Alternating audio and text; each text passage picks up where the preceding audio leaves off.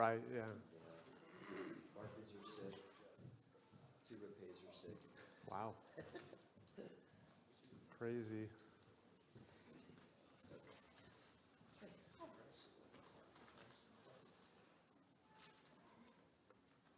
Paul, are you okay starting us with a prayer? Sure. Heavenly Father, we come before you. We ask for your presence here today, Father, as we worship you, as we look into your word, Lord. We ask that you would grant us understanding of your word. We ask, Father, that you would reveal the truth of your word to us and give us a strength and desire to walk in it and to seek your word each and every day. Just pray your blessing upon Larry as he leads. Yes.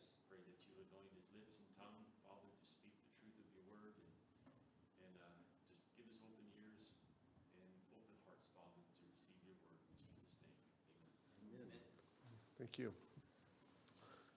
Paul, you lead such a good prayer, you need to be teaching. He's been approached. Okay. I'm sure you haven't heard that.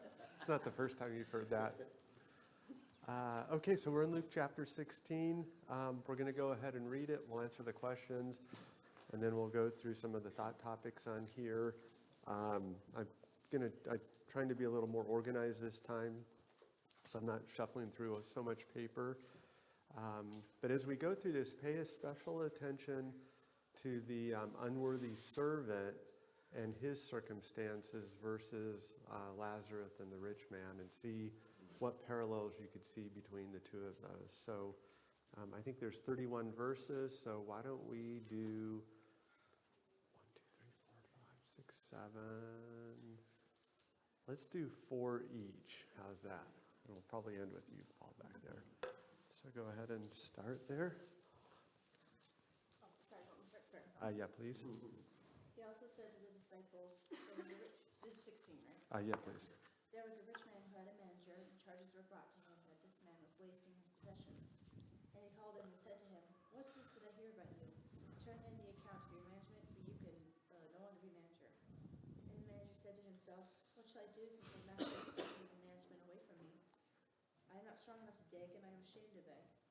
I have decided what to do, so that when I am removed from management, people may receive me into their houses." So, summoning his master's debtors one by one, he said to the first, "How much do you owe my master?" He said, 100 measures of oil. He said to him, "Take your bill and sit down quickly and write 50. Then he said to another, "And how much do you owe?" He said, 100 measures of wheat. He said to him, "Take your bill and write 80. The master commended the dishonest manager for his shrewdness. For the sons of this world are more shrewd in dealing with their own generation than the sons of light." And I tell you, make friends for yourselves by means of unrighteous wealth, so that when it falls, or when it fails, they may receive you into the eternal dwellings. One who is faithful in very little is also faithful in much, and one who is dishonest in very little is also dishonest in much. If then you have not been faithful in the unrighteous wealth, who will entrust to you the true riches? And if you have not been faithful in that which is another's, who will give you that which is your own? No servant can serve 2 masters, for either he will hate one and love the other, or he will be devoted to the one and despise the other. You cannot serve God and money. The Pharisees, who were lovers of money, heard all these things, and they ridiculed him. And he said to them, "You are those who justify yourselves before men, but God knows your hearts. For what is exalted among men is an abomination in the sight of God." The law and the prophets were until John. Since then, the good news of the kingdom of God is preached, and everyone forces his way into it. And it is easier for heaven and earth to pass than a title of the law to fall. Whosoever putteth away his wife marries another commits adultery. Whosoever marries her that is putteth away from her husband commits adultery. There was a certain rich man who was clothed in purple and fine linen, and fared sumptuously every day. And there was a certain beggar named Lazarus, which was laid at his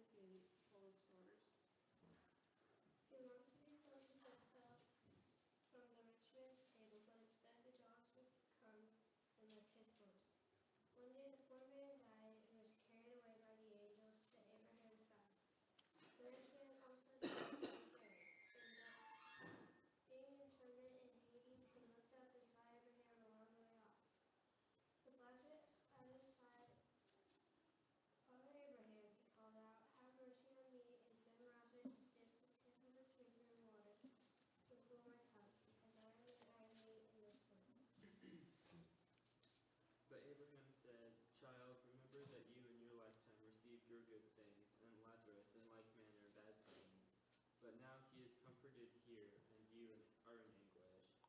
And besides all this, between us and you, a great chasm has been fixed, in order that those who would pass from here to you may not be able, and none may cross from there to us. And he said, Then I beg you, Father, to send him to my father's house, for I have 5 brothers, so that he may warn them, lest they also come into this place of torment. But Abraham said, They have Moses and prophets, let them hear them.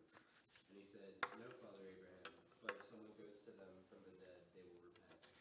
And he said to him, If they do not hear Moses and the prophets, neither will they be convinced if someone should rise from the dead. Okay, very good. So let's go ahead and do the questions so that I'm not negligent in finishing my task, like the unworthy servant there. Got a job to do, right? So I'll go ahead and read these answers. So number 1, the answer is D. Number 2, it is C. Number 3, it is B. Number 4 is A. Number 5 is B. Number 6 is C. Number 7 is B. Number 8 is A. Number 9 is A. Number 10 is B. Number 11 is D. Number 12 is C. Number 13 is A. Number 14 is A. Number 15 is D. Number 16 is B. Number 17 is A. Number 18 is C. Number 19 is B. Number 20 is C. Any disputes on those? No? Okay, good. Okay, so we're going to dive into this. The parable of the shrewd manager. How many of you struggled trying to understand what that parable is? Doesn't sound right. Yeah, I struggled with it too, and had to go back and read it over and over again. How many of you feel like after not getting it right the first time, you kind of get it now? Maybe? I did notice some new things. Okay, I noticed before. okay. What would you notice? Just Well, one thing that I really struggled with understanding was unrighteous wealth, right? gaining that, and I was starting to wonder if maybe that means just worldly treasure in general. Okay. Not necessarily that it's bad, like money, but it's not the true treasure, which is kingdom of God, the gospel. Right. So I wondered maybe if that was how we should interpret it. I don't know. Okay. How many of you are wondering why the business owner commended the servant after he went and let everybody only pay back 50% of his debts? Like, can you imagine? You're fired. By the way, good job. So was that kind of confusing? Yeah, maybe like one of those moments where he's like, wow, I'm surprised to see the initiative that you took here. Kind of reminds me of me when I was young, or something like that. You know? Right. Yeah. Yeah. And why was he able to go back and negotiate debts after he was fired? Or was it, you're going to get fired, but not now? Yeah. You got a week to go, or something like that? Nobody told the clients that, I suppose. Yeah. So let's go through some of these thought questions. So the businessman, or I'm sorry, the servant here, it sounds like he's being lazy.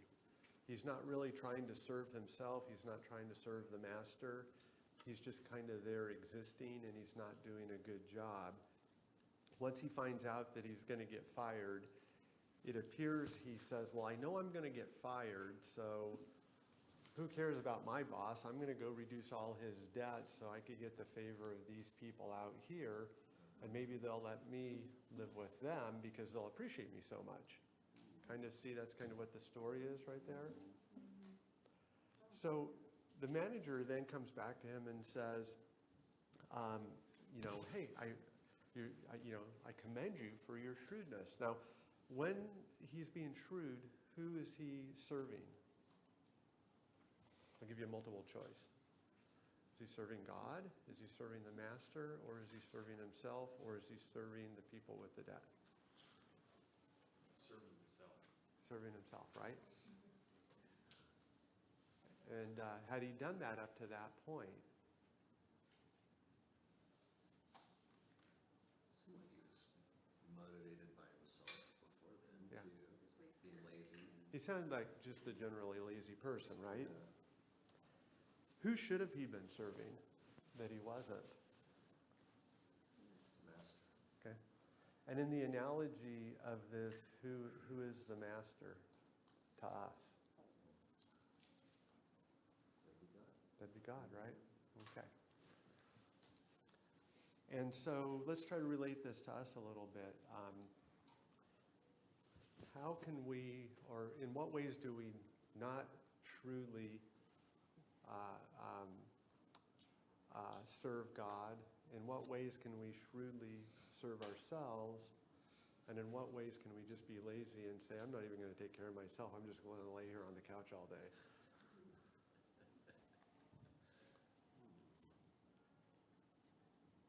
I mean, like in simple things like, for me, I could be doing some of the ministry things that I do, hoping to get like approval from people, and kind of let them be the ones that I'm aiming for Yeah. versus trying to be faithful to what God calls me to do. I heard a business quote, hope is not a good strategy to succeed. That you actually have to do something. Yes. So, Yeah. so that's a good point that you have there. So, this guy should have been serving his master, and then he was serving himself. Why do you think all of a sudden the master commends him? Why do you think the master, after him saying, well, if you're going to fire me, I'm going to go reduce all the debts people owe you by 50%. Why would the master say, hey, that's good? Good job. He's commending him for his shrewdness. Right. I wouldn't say he's commending him for doing a good job. So he's commending him, though, for being selfish, right? Go ahead, Paul. Now, I had to think when he says, I am not strong enough to be, was there something physically wrong with him? That he, He's just old like us. But maybe. and so I was wondering, maybe that's, he was being commended for looking ahead, if he's not able today, he's might be a little bit handicapped, but, oh, well, yeah, you're looking out for your future, or whatever. He's already been fired, so Right. he's not worried about the master anymore. He's thinking about his future. Can't fire me twice, right? Yeah. Yeah.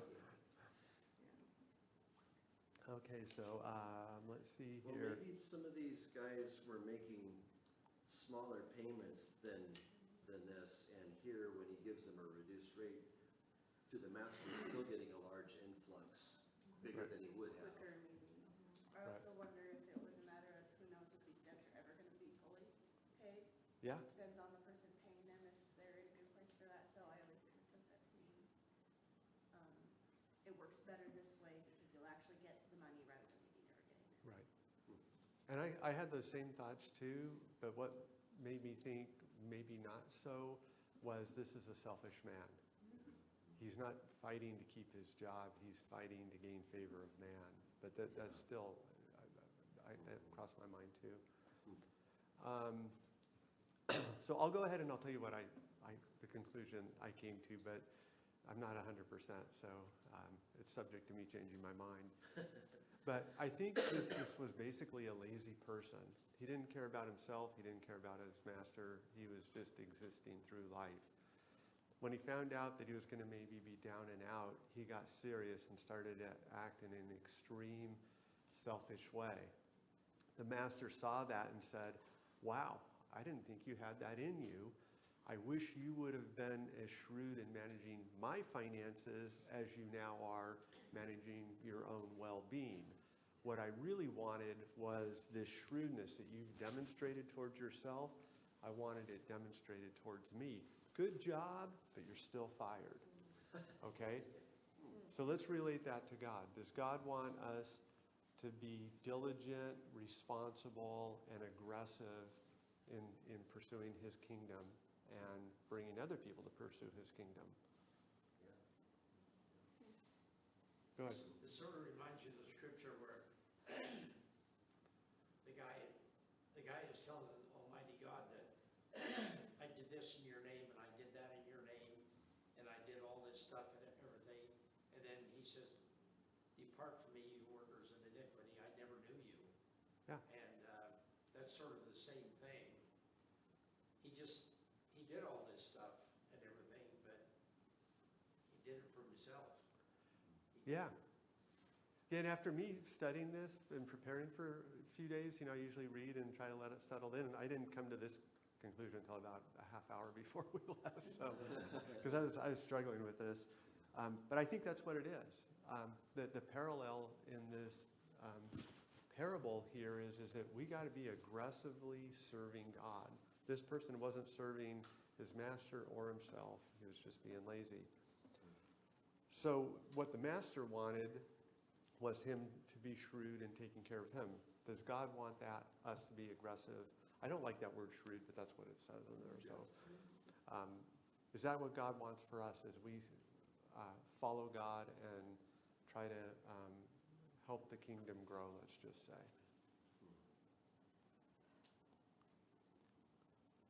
So depending on the translation you have here, it talks about using wealth to gain friends. Does that sound like a biblical principle? So I have this question here. How do we use wealth to gain friends? How do we get this wealth? And how do we manage this wealth? Okay, so it's here in the Bible. We could accept it, deny it, or rationalize that it doesn't mean what it says. So what is this talking about?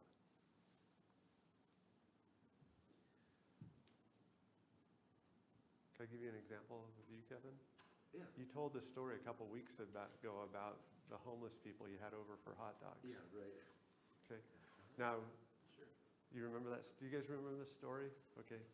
So in that story, it sounds like you were young and barely getting by, but to those people that had nothing, you were wealthy, even though it's just hot dogs, right? Exactly. So Yeah. did you use your wealth to influence friends by having them over for dinner? Yeah. Yeah, it opened up their trust and relationship a lot. So do you guys think that's maybe what this is talking about? Could be. It also makes me wonder about, seems like at the latter part of that parable, there's like a comparison between like righteous wealth and unrighteous wealth. Like just riches and true riches, Right. you know? So like,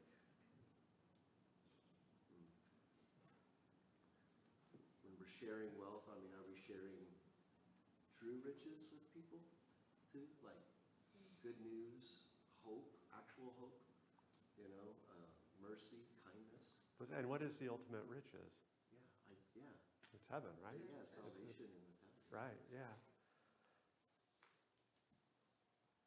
If you were reading this, at the end, we're going to see the story about Lazarus and the rich man. And some people interpret that to mean you could only go to heaven if you're poor, not if you're rich. But in this story here, parable, we're told to use our money, manage it well. It even says, I believe, if you can't manage your own money well, what makes you worthy of the riches that are in heaven? Does that mean if you have bad credit, you can't go to heaven? Now, it might say something about your own responsibilities and how you manage them, if you're lazy or not. So when I used to teach lending classes, I had 3 ways you deal with people with bad credit, or I had 3 categories of people that you deal with that have bad credit. One is good people who went through bad times. You're a self-employed person, you're driving down the road, an uninsured drunk driver hits you and you're in the hospital for 3 months and you can't pay your bills. you got bad credit because of that. But it really wasn't your fault. Something bad happened randomly to you, you could say. Number two is people, they pay their bills, but they're always late. They have the more creative mindset to where they just forget. It's not that they don't want to pay, they respect everybody, they just forget. And, but they always make it up, and their intent is always to pay. So they're people that just, they're good, they want to pay, that's not the way they think. They think in a more creative, emotional way, maybe. And then the third is what I call the bad people. And they're the ones that have no regard for anybody else or their money, and they're completely self-centered. And when I used to do these little mini classes, I would say they're the people you don't want to work with because they will take advantage of you, okay? So when we look at this and how we manage our own wealth, we could maybe look and say, where are we on this? Okay, but we want to be somebody that respects, especially debt, that we have, if we take on financial debt, that we want to pay it. And we also want to, the analogy here, and this is kind of scary, is that if we can't manage our own personal finances, how are we going to manage a treasure so much greater, which is eternal life in heaven? Are we qualified to even grasp that concept if we can't grasp what we see here in the world? Kind of makes sense? And then we look at that and,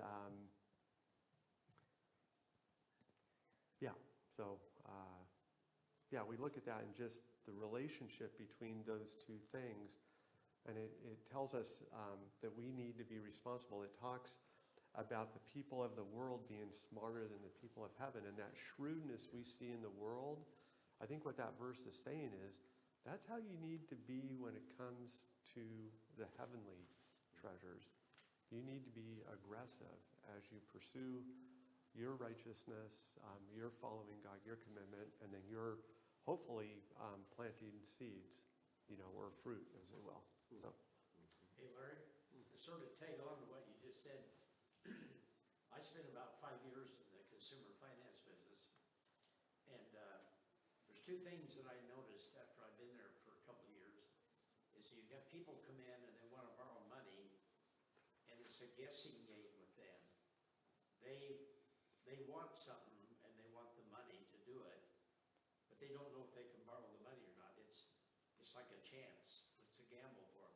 Then you got the guy that comes in, and he knows that he has the ability to borrow the money and pay it back. And then when I was 16, I hauled garbage for the city council 4 hours on Saturday. It's a family thing where all of us did it.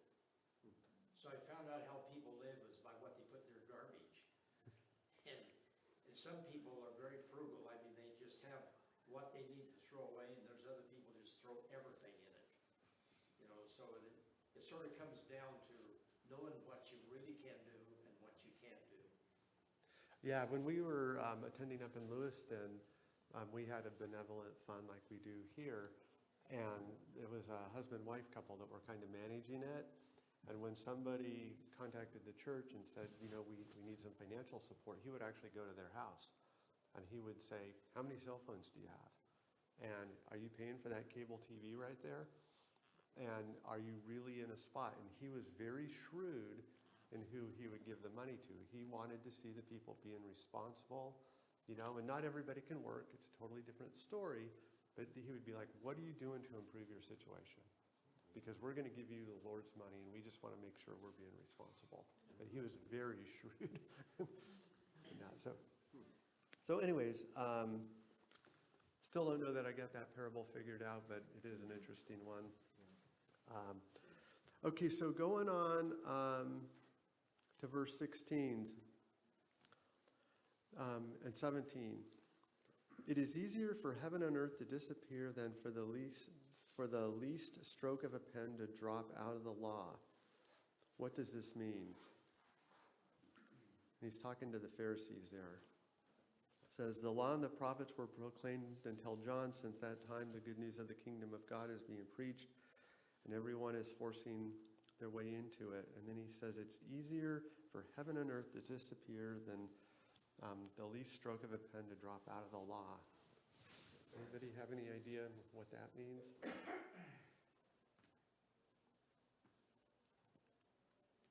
It's a confusing chapter. And I think sometimes we get caught up in trying to figure it out, and we're not focusing on the main point too, you know? Right. It's got so many details. So I'll tell you kind of what I think is going on here. I just got back from a convention, and they had this keynote speaker was a futurist, and he was amazing in his presentation. And he was talking about artificial intelligence, and he was saying, it's coming. You can't stop it. You either got a choice. Do you accept it or do you deny it? Those that accept it will become more productive, more profitable, and live better lives. Those that don't, won't. But what he said was, it's coming and there's nothing you can do about it. It's unstoppable at this point. And he's probably right, okay? But you could argue that, unless the world comes to an end or something. I think what he's saying here is the prophets didn't like the teaching of Jesus, and they wanted to change it. And what he's saying here is, I'm here, we're going somewhere, and it's going to happen. And you can kick and scream all you want, but it's not going to change anything. Does that kind of make sense then in this context? The law is not going to change just because you don't like it. Any comments on that? No? I agree.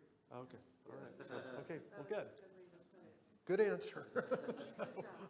Yeah, good job. And I just think about Jesus saying, I haven't come to abolish the law, the prophets have come to fulfill them. You know? Right. So it's not like we're starting over with a totally different deal. I'm just going to show you what all of this means. Yeah. And in a way, that's how we should view where we are today. The teachings of God, the Bible that we have is the inspired Word of God. There's a message there. The majority of the prophecies have been fulfilled, not all of them, like the end of times. It's going to happen, and it's up to you. I'm got to excuse me if I'm being more direct. It's just the way things have been lately. But it's up to you. Do you want to be a part of the family of Jesus and God, or do you not want to? Just like that, you can't serve two masters, and you got to make that decision. Who are you going to serve? Who's going to be your family? It's going to happen. There will be a day of judgment, and you've got to make that decision. Where do you want to be? And you only have so much time to make that decision, because once you're dead, which we'll see in the story of Lazarus, it's too late. Okay, so your time to make that decision is right now. Kind of make sense? And I do apologize. I've noticed I've become more direct lately. So, anyways, okay. So, next controversial topic. This is a chapter of controversies. So, verse 18: anyone who divorces his wife and marries another woman commits adultery, and the man who marries a divorced woman commits adultery. What does that mean?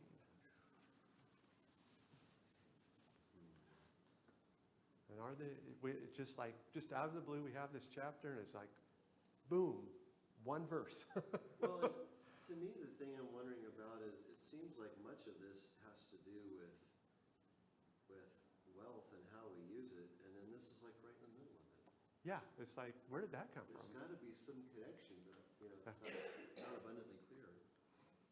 So what some people believe is this is still relating to 16, where the Pharisees don't like the law, they don't like what's happening, and one of the things they've been debating a lot is divorce. And so this is somehow related to what has been the hot topic of the day. It's like, look, you can't change the law, and by the way, this thing you're debating, here's how it works. So I wanted to pause here just for a moment, because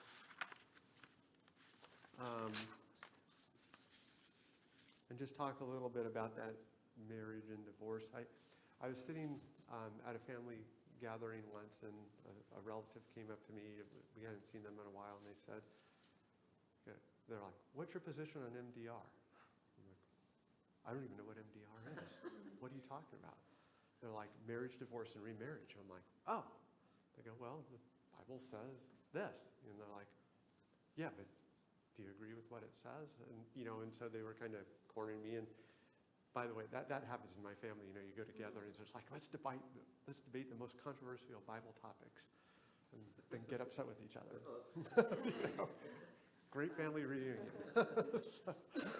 But what's interesting here, I'm going to read another verse. This is Matthew 5:31-32, and it says, "And it was also said, whoever divorces his wife, let him give her a certificate of divorce. But I say unto you, everyone that divorces his wife, except for the ground of adultery," I'm paraphrasing a little, "makes her commit adultery, and whoever marries a divorced woman commits adultery." So if we go to Matthew, we see another part of the exception, and that is that, well, wait a minute. This verse, if you just take it out of context here, or just take it out, it's like, nope, you just can't do it. This verse says, okay, if adultery is involved, you can do it. And then we also, most people agree, if death do you part, then you get remarried there too. And I want to give you a couple personal experiences on this and then tell you what I think these verses mean. But I'm probably going to sound like I'm talking out of both sides of my mouth, just so you know. Okay, but I'll give you an explanation for that. So when I was younger, there was a young couple married, going to a Church of Christ. And sometime, man, I picked the ones where the women were all bad. So she ends up running off and divorcing her husband and remarrying, I think it was her coworker. And she says, "Don't care about the church anymore. I'm not gonna do that anymore." So she goes, gets married, and they have a couple of kids. And I forget what age the kids are. They're maybe 5, 6, 7, or 8. And then the man that she ran off with decides he wants to become a Christian. He wasn't a part of it before. He didn't know anything about the church. So he becomes a Christian, and she realizes the great mistake she made and repents and says, man, that was a huge mistake.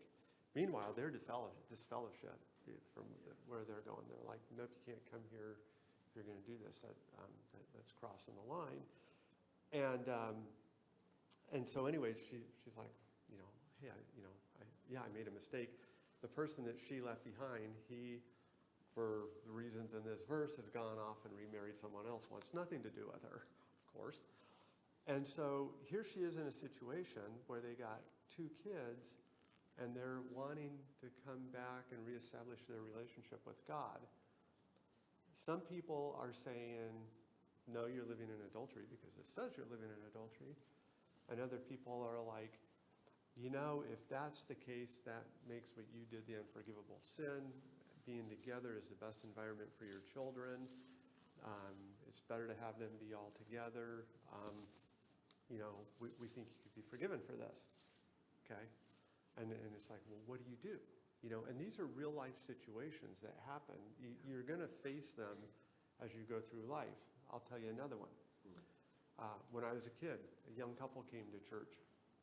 The guy, when he was young, went to Las Vegas, drank too much, married some person he didn't even know who it was, and the next morning has it annulled. And later on in life, 10 years goes by, whatever, gets married, has children, comes to know God. And they're like, well, wait a minute. Way back here, you made this mistake in Las Vegas, and you did this, and you can't do that. And then I'll tell you one more, and I'm kind of going fast because I want to get on Lazarus a little bit.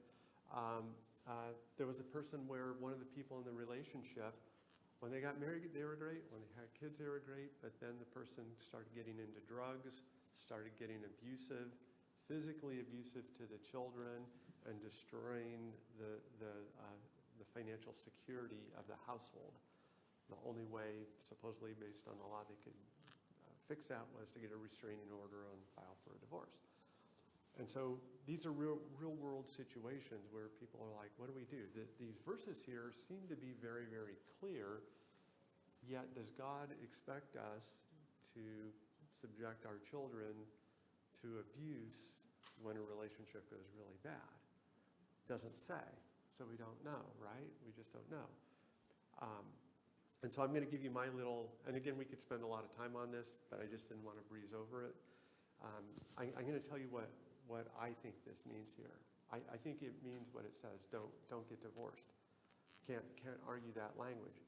But I also recognize, and we studied this a couple weeks ago, where Jesus is talking and he's getting rebuked by the Pharisees, you could say, for healing on the Sabbath. And he says, which of you, if your ox is in a ditch, is not going to go rescue the ox? And I think that principle there is telling us that, yeah, there is a law, okay? And you need to follow the law, but don't follow it to the point where you're going to let your ox die in the ditch, okay? You know what it is. And I think there's a form of reasonableness that maybe comes into it. I don't want to diminish what it says, but at the same time, when I see the story about the ox, well, how much more valuable is a child than the ox? And is it okay to rescue that child? I don't know. Okay, so at the time, on one of these situations, my dad happened to be the elder at the time, and they went to another church because they were disfellowshipped. I'm talking about the couple. And he had a meeting with them, and he said, I don't know what the right answer is.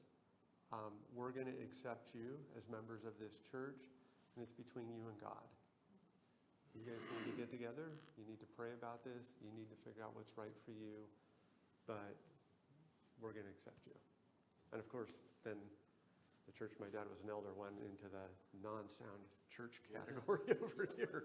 But anyways, I'm just giving you these things to let you know that in real world, in real life, it's not as easy as it always seems. And you're going to be faced with questions and situations sometimes where you're like, I just don't know what the right answer is. And you're going to have to, through thought and prayer, do something, because no action is action. Go ahead, Paul. We do have a situation in our family, my wife and I's family, where they separated, but they did not get a divorce. And I think there's place for that, like drugs and abuse, physical abuse to children. There's a place for separation and maybe not divorce until the situation gets, there's healing and there's restoration and he gets help but yeah, that's my. It's tough, Yeah.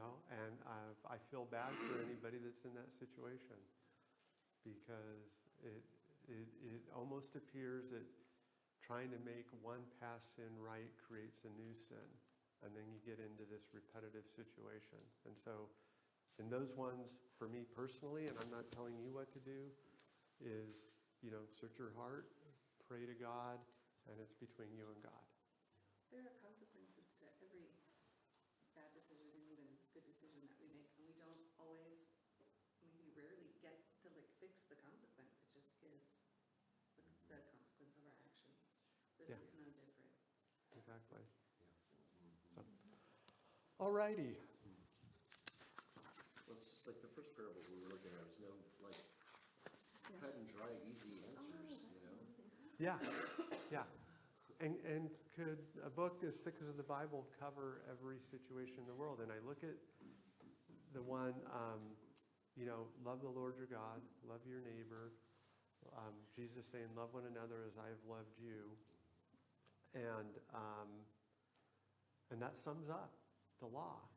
It says that on these two commandments hang all the law and prophets, which means everything in here we read about is about loving God and loving our neighbor.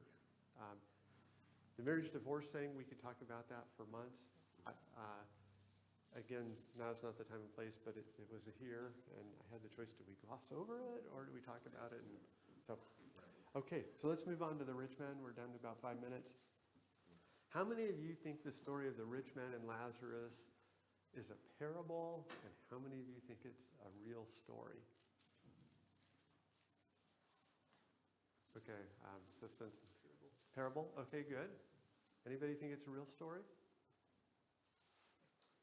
You do? Okay, good.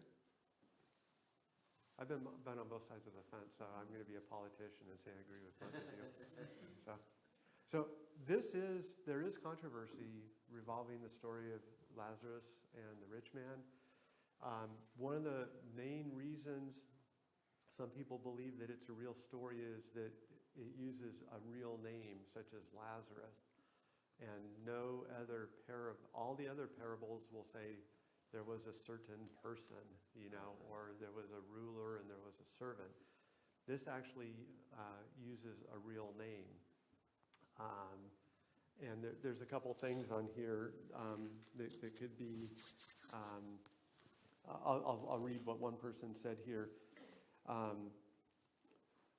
This parable has been used to rebuke the rich, defend salvation by poverty, teach about the afterlife, condemn antebellum slavery. I didn't know what that word means. That's You post-Civil War. Very good. Wow. Did anybody else know that? She said it's a post-war, pre-war, post-Civil War in America. Okay, very good. That's great. And so it talks about, it raises a series of questions. Can heaven be seen from hell? Does wealth make the difference between the two? And are those in heaven aware of and indifferent to the suffering of those in hell? Is this a parable or is it a true story? Okay, so if it's a true story, and by the way, I used to debate this with my dad, and he's convinced it was a true story, and I'm kind of like, I don't know, but at the end, I'm going to say it doesn't really matter, and I'll tell you why. Yeah. So if it is a true story, what it tells us is that after we die, we go somewhere. Not the judgment, but somewhere else. So if you remember when Jesus is dying on the cross and the thief, and what does Jesus say? Today you will be in where? With me. It's like, well, where's paradise? And so if this story were true, it means that we have a place we go to pre-judgment, okay? Now, I believe that God is perfect and infinite in his wisdom and everything else. So if you went to where the rich man went, is it possible a day of judgment that, I'm being sarcastic, Jesus who judges you would say, I don't know how you ended up over there. Clerical error. Now that I'm judging you, you are over here. And I would say, probably not going to happen, right? So if it is a judgment prior to the judgment, that would minimize the judgment of what Jesus does, okay? The other is, can you see each other from heaven and hell? And can you communicate with each other? And if you're in heaven, I'm speeding up a little bit. If you're in heaven, is it possible that you could still be happy seeing your relatives who are in a place of torment? And so it raises a lot of questions on that. Any comments up to that point?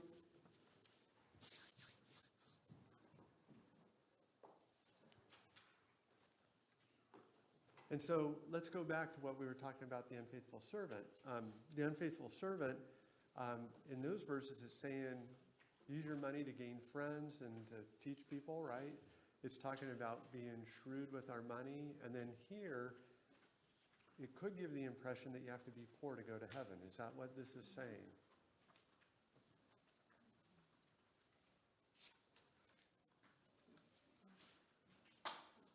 Okay. Ask the question again. Do you have to be poor to go to heaven? And if you do, if your answer is yes, then what about where it says manage your finances well and grow your talents versus not doing them? Well, it says that Abraham, he was rich, he was there. Okay, good point. So I'm going to tell you what I think this means is that, and it's like we just talked about, there's going to come a time where it's too late whether you want to follow God or not follow God. And a lot of times people say, well, what's the meaning of life? Okay? And my answer to that is the meaning of life is not about this life, it's about the life to come. And what you do here in this life to prepare for the next life to come, which will be eternity. And I think this is teaching us that what we're doing right now will determine where we spend eternity. Will we be in the book of life or will we not be in that book of life? And we all have the chance to, if we're not following God, to, quote, repent, follow God, and be put in that book. So we have the opportunity right now, if we're not following God, to say, I want to follow God, and God will forgive us. Once we die, it's too late. It makes sense, everybody? So there's going to come that time where we have to say it's just too late. The other is, and again, we're running out of time, is, have you ever heard anybody say to you, if there really is a God, why doesn't he just appear to me right now? Why does it take faith? Why can't God just come right here and say, Paul, here I am. Do you believe now? Have you ever heard anybody say that? Yeah, but what happens is, then the word says, without faith, it's impossible to please him. Right. So if you see him, you say, oh yeah, I know him. Right. So if you saw God, would you still need faith? Well, I think you disintegrate if you saw him. Because faith is based on what? What's the definition of faith? Go ahead and quote the verse. Things unseen. Right. Things to believed in but unseen, right? So if God actually appeared to us, then we wouldn't need faith, because we would say, I don't believe because of faith, I believe because I saw it. But what does this say about when the rich man says, please send a messenger back to my family? Well, one is, he cares about his family that hasn't died yet. But what does Jesus say? They're not going to believe. They already have had warnings and signs. And he says, and people aren't even going to believe. And what's the last verse of the chapter? They won't listen to the word of Moses and prophets. Then they'll be convinced that someone else is going to Yeah. The last verse, he said to them, if they do not listen to Moses and the prophets, will they not be convinced even if someone rises from the dead? Did someone rise from the dead at a later date?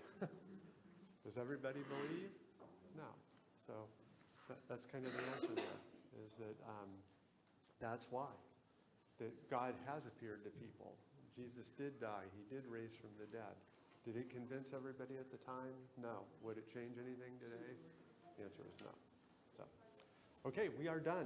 So did you pass those out already? Yes, so 2 chapters for next week, 17 and 18, we're doing that so that we can stay